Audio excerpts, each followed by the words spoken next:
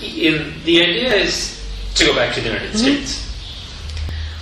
Certainly later or sooner, but that's my ultimate.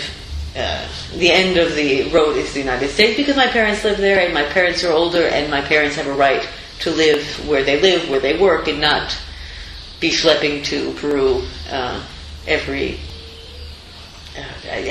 they've been doing for the last 15 years. And the end game plan for you, what are your plans once you're really, truly free of this? Definitely I need to work to be able to sustain my baby. I do have plans of studying, probably studying. I'm actually going to start taking courses to actually like to do interpretation. So translation and interpretation. Starting to take, hopefully in September, if all goes well, obviously. And then further on, maybe study. Because one basically thinking that once he goes to school, we can go to school together. Right now, I couldn't really concentrate. If I'm working, I can't. No. And where would you study? No, I'm in the United States. No, like translation. It's actually internet. Internet. Yeah, it's an NYU course. And speaking about that, you went to prison in 1995. Mm-hmm. How have things changed in the nearly 15 years that you've been incarcerated? The world. Oh, tremendously. It's the internet. Internet and the whole globalization. How much Lima has changed. I mean, I never understood Lima anyway. They don't go out enough to understand it now.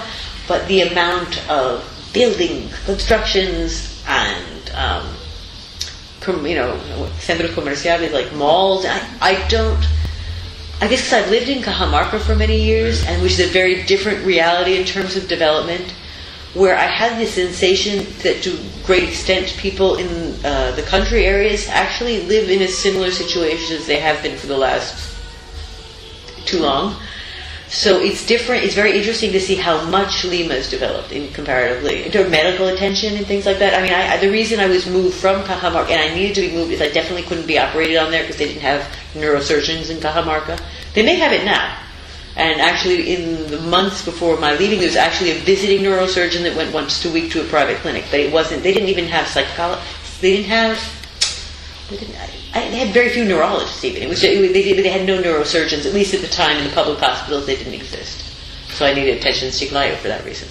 Is there anything in particular in terms of technology, media, anything in your daily experience that didn't exist when you first went into prison that exists now that just took your breath away? Where it was just like, wow? I would say basically everything. Technology, these tape recorders, the cell phones, the tiny computers that do things that a giant computer didn't used to do before until so fast.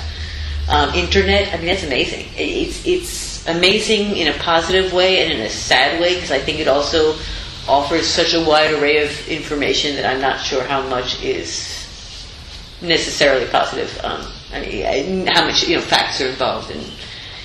Thing of fact checking, I think, especially for students now, and not only students, just people who want to be informed of something when you don't understand. I remember hearing from visitors, particularly one visitor who was an English teacher, saying how the whole thing with chatting and stuff changes the whole cognitive process because people learn to express themselves in 5-letter words, and what this will mean in 200 years or 20 years or whatever. And then my mother always talked about multitasking, which I think has to do with this kind of thing. I still just about do a few things on the internet. It's not like I look up a word, that kind of thing. I don't know what blogs are, and